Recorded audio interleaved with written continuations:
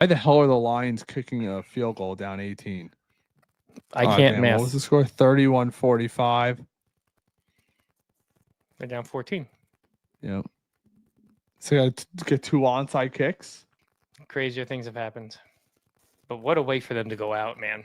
Making Ben Johnson and Aaron Glenn look just absolutely horrendous. You know, people are going to say, well, look at Ben Johnson. He had great stats. We'll disregard the 4 turnovers. That's what happens. We all know that. Like, I think Aaron Glenn is that last interview where he was talking about how he is a coach of the whole team. It comes off to me as a guy who knows he's got the job. That's just how he it just struck knows me. what to say. That's more how I view that. He knows what to say. I just don't like the idea of hiring a coach before the GM. They've got to get a GM in here, and he's got to be in on these second round interviews. Well, Woody's the only owner that I do not want this marriage. Right, and it never works. Never. It never works.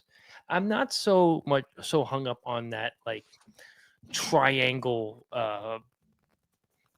reporting structure, right? Where the GM and the head coach are kind of on the same level and they can report up to the owner. I'm not so hung up on that because there are teams out there in the NFL that do it successfuri and have been doing it for a very long time. So I'm not hung up on that. But I want the GM to have a while, or at least one more week. I mean, maybe that's what's hanging up the Jets. They want to talk to Cliff Kingsbury. I'll tell you right now, if the Rams somehow win, you might get your first ever rookie quarterback to win a Super Bowl. Once you're in there, it's anyone's game. No, listen. If the Rams win tomorrow, Matt Stafford has something in the playoffs. I said it before. He's 5-1 in the playoffs. 5-1. Well, that's because he's also only been there with McVay. It works. Look, if they beat the Eagles.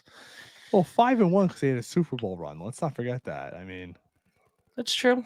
And then outside of that, they lost. Well, except for the first game this year.